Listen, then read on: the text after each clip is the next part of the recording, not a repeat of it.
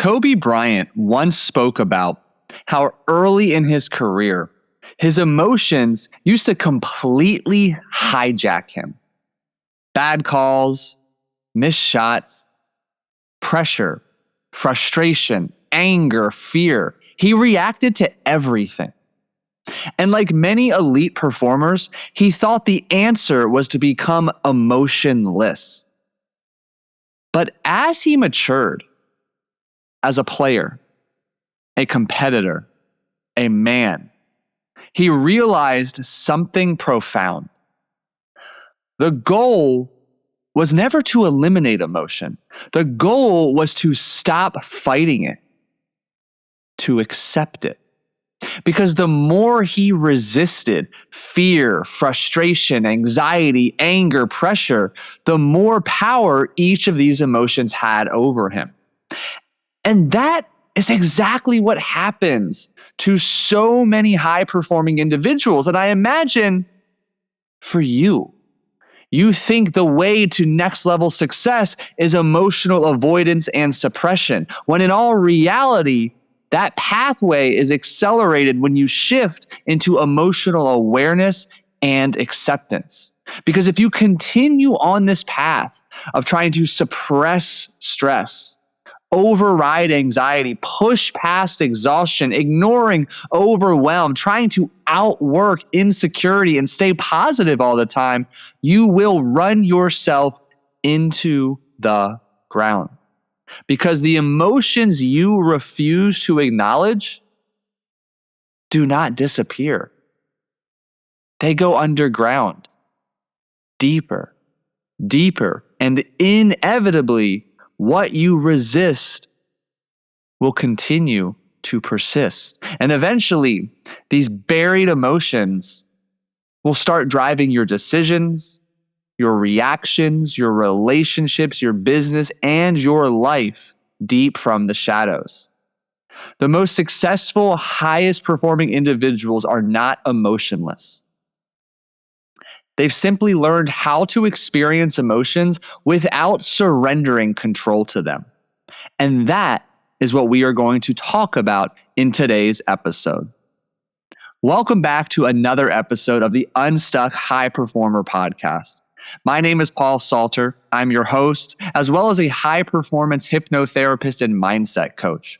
I specifically work with CEOs, executives, entrepreneurs, and ambitious professionals just like you who are quietly stuck, overwhelmed, exhausted, burnt out, living an incongruent and misaligned life. And I help them to unlearn the destructive patterns of believing, feeling, thinking, and behaving that are holding them back. If you're new to the show, here is what you can expect. Every single Monday is a solo episode. I deep dive and riff on one of the current challenges or reasons you are feeling stuck. Being candid, vulnerable, sharing insights, wisdom, and challenges from my own life and experience so far. And then every Thursday, I have a vulnerable, real, honest conversation with a high-performing individual. Somebody who's checked the boxes, 7, 8, 9 figures, has an impact of tens, hundreds of thousands, if not millions. Someone who has been wired to go and grow, to think differently, do differently. And we have a candid conversation about the trade-offs, the sacrifices, the challenges, the identities that needed to die and be unlearned so that we can really relate to you, the dear listener. I appreciate you being here. We've got a fun one today. I have such admiration and respect for Kobe. And we're going to talk a lot about him today.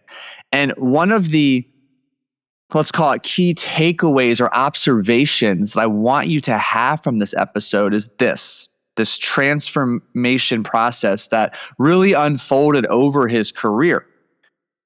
Young Kobe tried to be emotionless.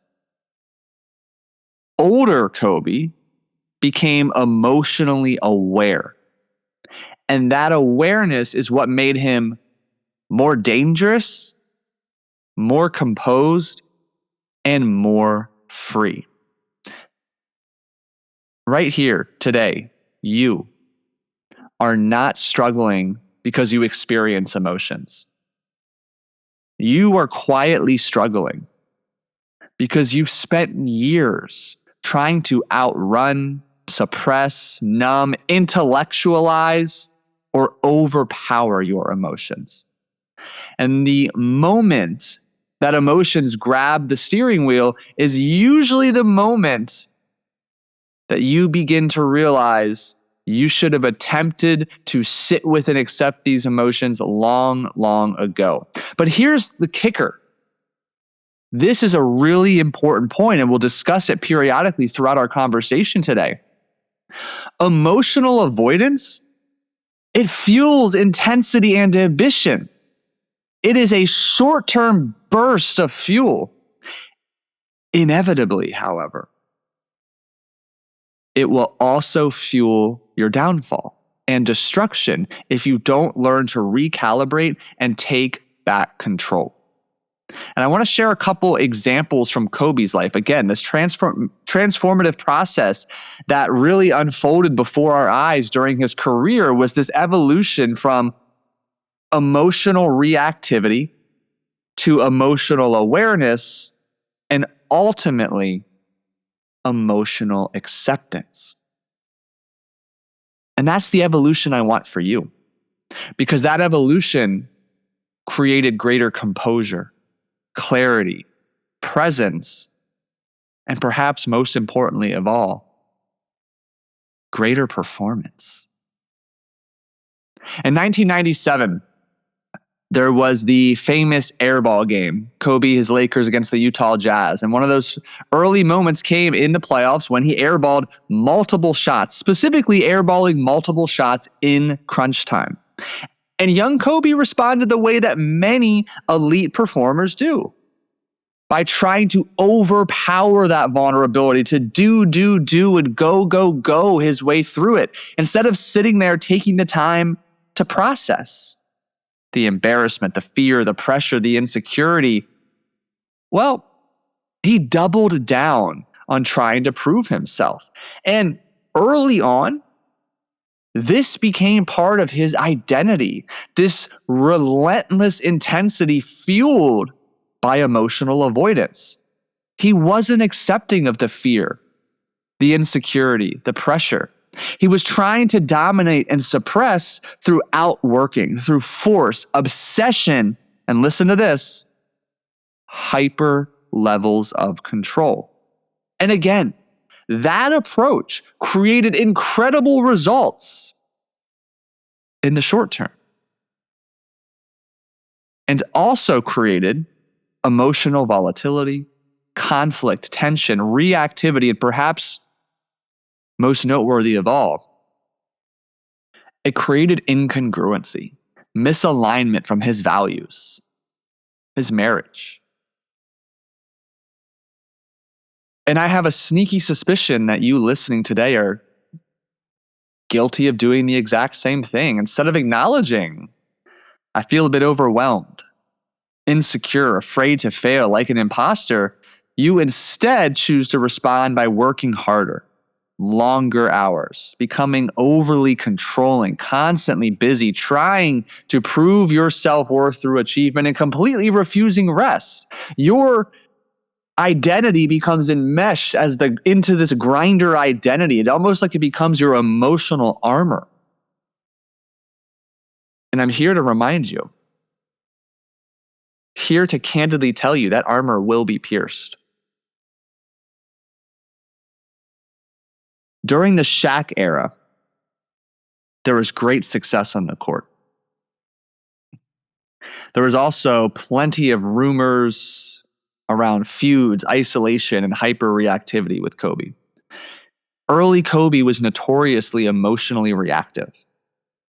It was often reported about feuds and conflicts with teammates, his inability to trust others, his controlling and manipulative tendencies, and just needing to prove that he was superior to anyone and everyone. And much of this behavior came from emotional defensiveness and avoidance.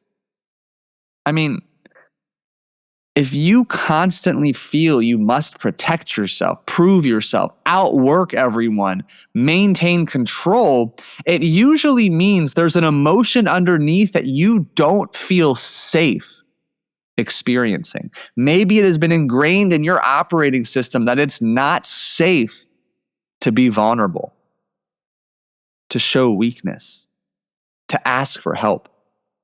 Young Kobe often approached emotion as something to conquer rather than understand. Can you relate? And again, that created brilliance in the beginning, but also exhaustion and relational friction, as well as just emotional volatility and fragility. And I think a good way to frame this for you, at least it resonates with me, and I'm not a car guy, but if you imagine your performance is, just this high-end sports car, this premium vehicle, emotional avoidance is like NAS. When you hit the NAS button, the car surges forward, you feel faster, more powerful, there's an intensity about it. And that's what fear, anxiety, insecurity, anger, this prove it mentality, and attaching your self-worth to your results can do for you. They create a temporary burst of energy. They can help you close that deal, win that tournament, scale to the next level, outwork your competition for a while. Because NAS was never designed to power the entire journey. Use it too often and eventually something breaks. The engine overheats, parts wear out prematurely. The system just becomes unreliable. And this is what happens to so many high-performing individuals. They build their success on emotional avoidance, fueled by a fear of failure, a fear of being judged, of being not enough, needing to prove themselves. And again, for years it works. Until it doesn't. Until anxiety shows up, burnout is felt, health issues arise, relationship problems begin to come to the surface. The same fuel source that created their success begins to threaten it. Emotional awareness and acceptance, on the other hand, is a premium, high-quality, long-lasting fuel source. Is it as sexy? Exciting? No. I mean, it doesn't create the same explosive burst, but it's sustainable. Premium fuel allows the engine to perform the way it was designed to perform for hundreds of thousands of miles. You don't need the constant adrenaline spike. You don't need the emotional chaos. You don't need to consistently manufacture a false sense of urgency. You simply show up, execute, recover, repeat, day after day, year after year. And the most successful, high-performing individuals eventually realize something important. That NAS can help you win a race, but premium fuel helps you win a career and leave a legacy. Or said another way, emotional avoidance can help you build success. Emotional acceptance helps you sustain it and scale it. And that's why Kobe evolved. Again, early Kobe often relied on intensity, anger, proving people wrong, this emotional reactivity. But later in his life, through wisdom, maturity, he learned to sit still, to accept frustration without fighting it, to observe emotions without becoming them. He stopped relying on the NAS and learned how to run on premium fuel. And that's a big reason why the later version of Kobe wasn't just a better player. He was a better man, husband, father, leader, teammate. And I want to read something to you. There's a video on Facebook. It's 50 seconds. I'm going to do my best to read the transcript because I think it's incredibly valuable, because this is a definitive indication of Kobe's maturation from emotional reactivity to awareness and acceptance. And it's an interview, or it's a clip from an interview when he was on the Jay Shetty podcast. And I'm just going to read it to you as best I can. I've got the video muted in the background. And the first sentence he begins with is, "What I try to do is just try to be still. And understand that things come and go. Emotions come and go. The important thing is to accept them all, to embrace them all. And then you can choose to do with them what you want versus being controlled by emotion." A lot of times I've seen players, even myself when I was younger, being consumed by a particular fear. To the point where you're saying, nah, it's not good to feel fear. I shouldn't be nervous in this situation. And it does nothing but grow. Versus stepping back and saying, yeah, I'm nervous about this situation. Yeah, I feel fearful, but what am I afraid of? And then you kind of unpack it. And then it gives you the ability to look at it for what it really is, which is nothing more than your imagination running its course, you know? It's more challenging to read a transcript in real time or a video caption in real time than I thought. That's Kobe. That is so reflective and indicative of his emotional maturity. Because again, young Kobe tried to be emotionless, and older Kobe became emotionally aware and accepting of his emotions, which made him more dangerous, composed, and free, and ultimately a significantly better performer. Brief pause. If you're a founder, executive, or business owner listening right now, and you're silently drowning in pressure, anxiety, overwhelm, you're not alone. This is the exact work I do with my private coaching clients, helping successful individuals like you eliminate internal friction and execute at the level you know you're capable of. If you're ready to get unstuck so that you can lock in and level up, and this conversation is really speaking to you, I encourage you to hit pause, open the coaching application found in the show notes below, and apply for one-on-one coaching. Later on in Kobe's career, you begin to see this internal shift externally. Even in interviews, he begins publicly discussing fear, nervousness as normal. And we're getting some signs of emotional acceptance and psychological as well as emotional maturity. You'll see, several clips where he's openly talking about fear, nerves, pressure, emotional experiences as normal. Instead of pretending that he doesn't feel fear, he begins to explain in his words, fear comes from lack of preparation, but nerves and emotion are still part of competition. And for him, he noted that one of his biggest upgrades was he stopped resisting emotion because he began to become aware, to understand that emotions rise and fall naturally if you stop trying to repress or even attach yourself to them.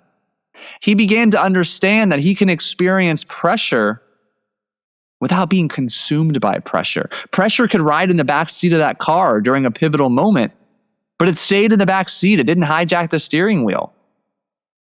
And a good example of this is his Achilles injury in 2013. A younger Kobe more than likely would have emotionally spiraled after tearing his Achilles. What did this version of Kobe do?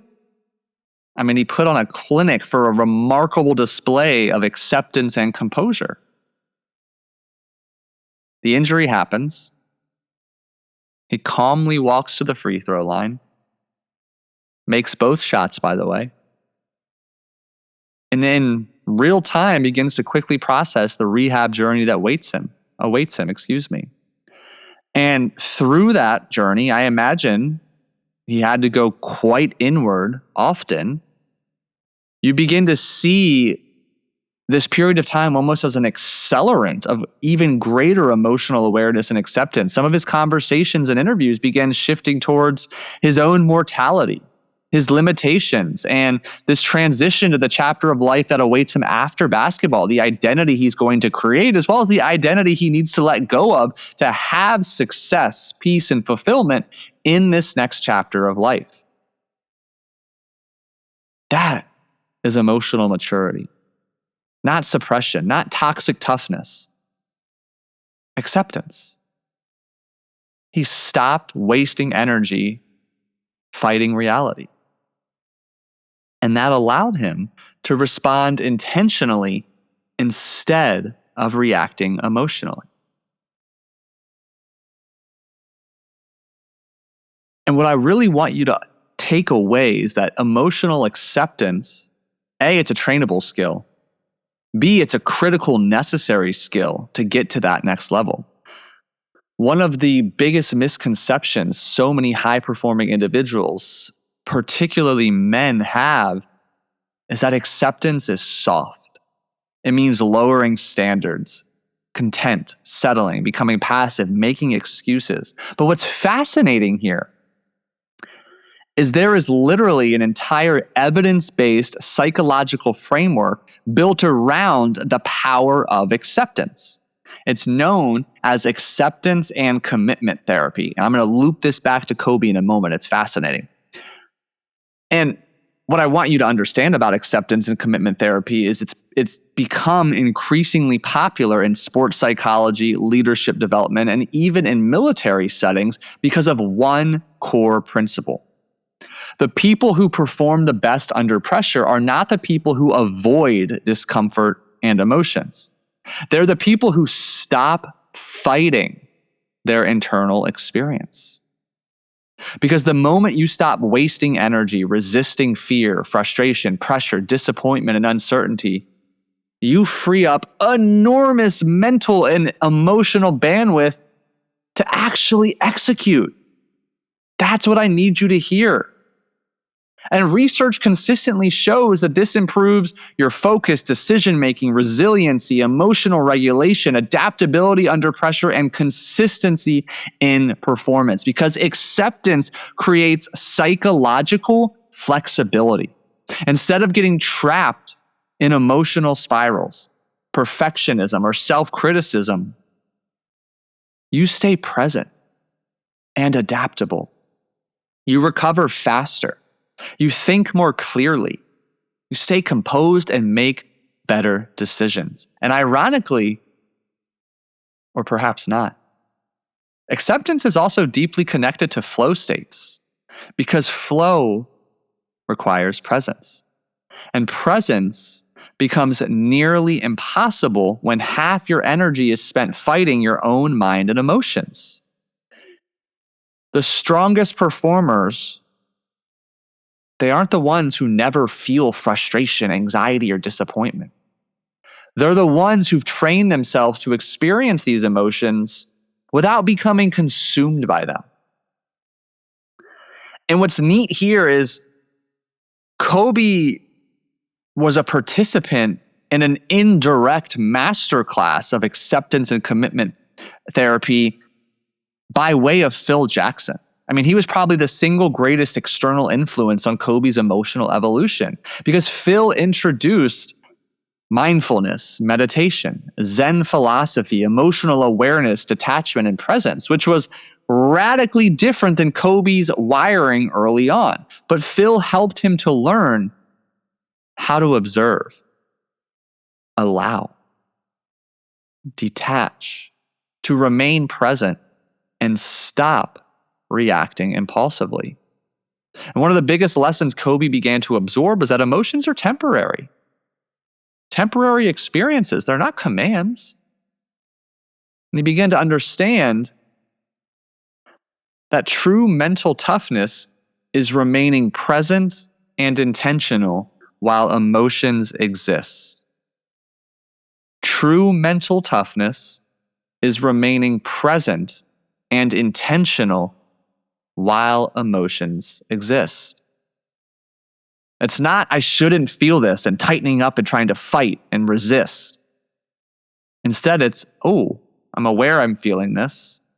I acknowledge it, I accept it, and I can still execute. and I can still perform. Perhaps better said, early Kobe treated emotions like opponents to defeat, whereas older Kobe learned emotions were experiences to move through. And I want that for you. What used to frustrate me early on, when I was becoming more and more aware of how costly and detrimental my emotional avoidance tendencies were, was just a lack of tangible actions to take to begin expanding my capacity, not only my awareness, but then my capacity to sit with different emotions. And there was a period of my life early on in my entrepreneurial journey where I took emotional avoidance so far the other direction, it became this horrible form of toxic positivity. Everything's good. There's no problems here. Stop. There's no negativity. I would literally, I'm not proud of this. I would literally tell team members and even my own wife at the time, like, stop, don't bring any negative news to me. Don't bring any challenges to me. Like, everything's good. We got to keep a positive attitude. We've got to keep a positive attitude. And I wore that like a badge of honor. I thought I was doing this noble thing, being this incredible light in the world, being so overly positive and focused on positive, positive, positive.